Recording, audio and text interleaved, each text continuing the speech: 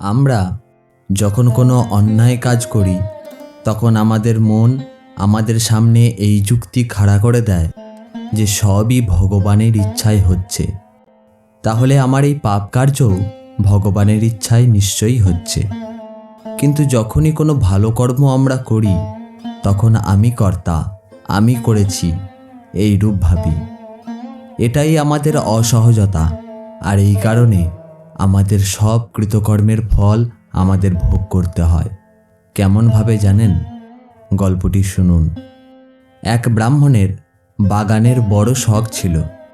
তিনি অনেক টাকা খরচ করে আর অনেক পরিশ্রম করে একটি সুন্দর বাগান তৈরি করেছিলেন। ব্রাহ্মণ নিজেই বাগানের কাজ করতেন। একদিন বাগানের ফটকটি খোলা ছিল, আর সেই সময় একটা গরু বাগানে ঢুকে গিয়ে ভালো ভালো গাছ খেতে আরম্ভ করলো। ব্রাহ্মণ একটু দূরে কাজ করছিলেন। গরু গাছ খাচ্ছে দেখে লাঠি নিয়ে দৌড়ে এলেন। বহু যত্নের গাছ এভাবে গরুর পেটে যাচ্ছে দেখে ব্রাহ্মণের ভয়ানক রাগ হলো। রাগের মাথায় লাঠি দিয়ে গরুকে খুব মারতে লাগলেন। তাড়া খেয়ে গরুও পালাচ্ছিল, কিন্তু সেই সময় লাঠির একটা ঘা এমনভাবে গরুটির গায়ে লাগলো যে গরুটি তা সহ্য করতে না পেরে সেখানে পড়ে ছটফট করতে করতে মারা গেল। তারপর ব্রাহ্মণের মাথা ঠান্ডা হলো। গরুটি মরে গেল দেখে ব্রাহ্মণ ভারী চিন্তিত হয়ে পড়লেন, কারণ গোহত্যা মহাপাপ। যদি কেউ দেখতে পায়, তাই তাড়াতাড়ি গরুটিকে টেনে বাগানের ধারে জঙ্গলে ফেলে দিয়ে এলেন। ব্রাহ্মণের কাণ্ড অন্য কোনো লোক দেখতে পেল না ঠিকই, কিন্তু তার নিজের মনে ভারী চিন্তা হলো। মানুষ যখন কোনো অন্যায় কাজ করে ফেলে বা করতে যায়, তখন মাঝে মাঝে এরূপ দেখা যায় যে মনে একটা বিচার আসে। বিচার নানাভাবে বুঝিয়ে দেয় যে সে কাজটি অন্যায় নয়, আর মানুষ এই মিথ্যা বিচারে মনকে প্রবোধ দিয়ে নিশ্চিন্ত থাকে। ব্রাহ্মণের মনেও ঠিক এরকম একটা বিচার এলো। ব্রাহ্মণ ছেলে বয়সে একটু শাস্ত্র পাঠ করেছিলেন। তাতে পড়েছিলেন মানুষের হাত, পা, চোখ, কান এসব এক এক দেবতার শক্তিতে কাজ করে। হাতের দেবতা ইন্দ্র, ইন্দ্রের শক্তিতে হাত কাজ করে। ব্রাহ্মণ তখন মনে মনে চিন্তা করলেন, গো হত্যা হয়েছে, আমার হাত গরুকে লাঠি মেরেছে, আবার ইন্দ্রের শক্তিতে হাত কাজ করেছে, সুতরাং গো হত্যার জন্য তো দেবরাজ ইন্দ্রই দায়ী, পাপ তারই, আমার কি? এই ভেবে ব্রাহ্মণ নিশ্চিন্ত হয়ে বাগানের কাজে মন দিলেন। কিন্তু কাজ করলে তার ফল আছেই। কুকর্মের ফল পাপ, আর একদিন না একদিন তা ভোগ করতেই হয়। গোহত্যার পাপ ব্রাহ্মণের কাছে এসে উপস্থিত হলো। ব্রাহ্মণ তাকে আমল দিলেন না। ব্রাহ্মণ বললেন, আমার কাছে কেন বাবু? গোহত্যা কি আমি করেছি? আমার হাত ইন্দ্রের শক্তিতে গরুকে মেরেছে, তাহলে গোহত্যার জন্য তো ইন্দ্র দায়ী, তার কাছে যাও। পাপ আর কি করে? পাপ ইন্দ্রের কাছে গিয়ে হাজির হলো। হঠাৎ পাপকে দেখে ইন্দ্র আশ্চর্য হয়ে গেলেন। তখন পাপ সমস্ত ঘটনা ইন্দ্রের কাছে বলল। সব শুনে ইন্দ্র বললেন, তুমি একটু দাঁড়াও, আমি ওই ব্রাহ্মণের সঙ্গে দুটো কথা বলে আসি। ইন্দ্র একটা বৃদ্ধ ব্রাহ্মণের রূপ ধরে বাগানে প্রবেশ করলেন। বাগানের মালিক অর্থাৎ সেই ব্রাহ্মণ অল্প দূরে বাগানের কাজ করছিলেন। ইন্দ্র যেন তাকে দেখতে পাননি, এরূপ ভাব করে তিনি বাগানের গাছগুলোর দিকে তাকিয়ে তাকিয়ে বলতে লাগলেন, আহা, কি সুন্দর বাগান, যেমন চমৎকার রুচি তেমনই সৌন্দর্য বোধ। কে এই বাগানের মালিক?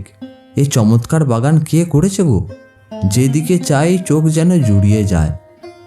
ইন্দ্র কথাগুলো এমনভাবে বলছেন যেন ব্রাহ্মণ শুনতে পান। ব্রাহ্মণ দেখলেন একজন বৃদ্ধ বাগানে এসে শতমুখে তার বাগানের প্রশংসা করছেন। প্রশংসা শুনে ব্রাহ্মণের আনন্দ আর ধরে না। তখন তাড়াতাড়ি তিনি বৃদ্ধের কাছে এসে দাঁড়ালেন। ব্রাহ্মণকে সামনে দেখে ইন্দ্র জিজ্ঞেস করলেন, কি চমৎকার বাগান, এ বাগানটি কার বলতে পারো বাবা? তখন ব্রাহ্মণ বললেন, আগে এটি আমারই। ইন্দ্র বললেন, ও তাই বুঝি, তোমার? আহা, ধন্য তোমার বাগান আর ধন্য তুমি, কি বাগানের পরিপাটি, কি যত্ন, কি সৌন্দর্য জ্ঞান! তুমি কি এসব করেছো? তখন ব্রাহ্মণ বললেন, আজ্ঞে হ্যাঁ, সবই আমি করেছি। এই যা দেখছেন সবই আমার নিজ হাতে করা। ইন্দ্র বললেন, বেশ বাবা বেশ, চলো তোমার বাগানটি একটু বেরিয়ে দেখি। ব্রাহ্মণ মহা আনন্দে বৃদ্ধকে একে একে সব দেখাতে লাগলেন, আর গল্প করে করে দুজনে বাগানে বেড়াতে লাগলেন। একটি সুন্দর গাছ দেখে ইন্দ্র বললেন, বাহ, এ গাছ তুমি কোথা থেকে পেলে? এটি ভারী দামি গাছ, এদেশে তো পাওয়া যায় না। ব্রাহ্মণ বললেন, আজ্ঞে হ্যাঁ, বহু কষ্টে বহু পরিশ্রমে এটি সংগ্রহ করেছি মিথিলা থেকে। তা সহজে কি বাঁচতে চায়? একে বাঁচাবার জন্য কি পরিশ্রমই না করতে হয়েছে। ওই যে লতাটি দেখছেন, ওটি এনেছি গান্ধার থেকে। তখন ইন্দ্র বললেন, সব কাজই কি তুমি করো বাবা? ব্রাহ্মণ বললেন, আজ্ঞে হ্যাঁ, আমি নিজে হাতে সব করি, চাকর বাকর দিয়ে এসব কাজ হয় না। ইন্দ্র বললেন, তুমি সব গাছ নিজে হাতে লাগিয়েছ? ব্রাহ্মণ বললেন, আজ্ঞে হ্যাঁ, আমিই লাগিয়েছি। ইন্দ্র বললেন, তুমিই গাছের যত্ন করো? ব্রাহ্মণ বললেন, আজ্ঞে হ্যাঁ, আমি সার দিই, যত্ন করি। এভাবে গল্প করতে করতে ও বাগান দেখতে দেখতে তারা বাগানের এক সীমায় এসে উপস্থিত হলেন। সেখানেই মরা গরুটা পড়ে আছে। যেন হঠাৎ সেটি চোখে পড়েছে এইরূপ ভান করে ইন্দ্র চমকে উঠে বললেন, আহা, গরু মারলে কে? ব্রাহ্মণ এতক্ষণ সবই আমি করেছি বলছিলেন। এখন আর বলতে পারলেন না এ গরু আমি মারিনি, ইন্দ্র মেরেছেন। কি বলবেন ভেবে না পেয়ে ব্রাহ্মণ চুপ করে রইলেন। তখন ইন্দ্র নিজের রূপ ধরে বললেন, ওহে, আমার নাম ইন্দ্র। যত কিছু ভালো, যত কিছু প্রশংসার, সে সব করবার সময় তুমি, আর গরু মারবার বেলায় ইন্দ্র, সে কি হয়? যিনি বাগান করেছেন তিনিই গরু মেরেছেন। তোমার পাপ তুমিই নাও, আমি চললুম। এই বলে ইন্দ্র চলে গেলেন, আর গোহত্যার পাপও ব্রাহ্মণের শরীরে এসে প্রবেশ করলে। আমাদের অসংযত মন সর্বদাই আমাদের ধোঁকা দিয়ে প্রকৃত উন্নতি থেকে আমাদেরকে বঞ্চিত করে। এই বিষয়ে আরেকটি গল্প এর আগেই চ্যানেলে দেওয়া হয়েছে। যদি সেটা না শুনে থাকেন তাহলে স্ক্রিনে আসা এই ভিডিওটি অবশ্যই দেখুন। জয় ঠাকুর, জয় মা, জয় স্বামীজি।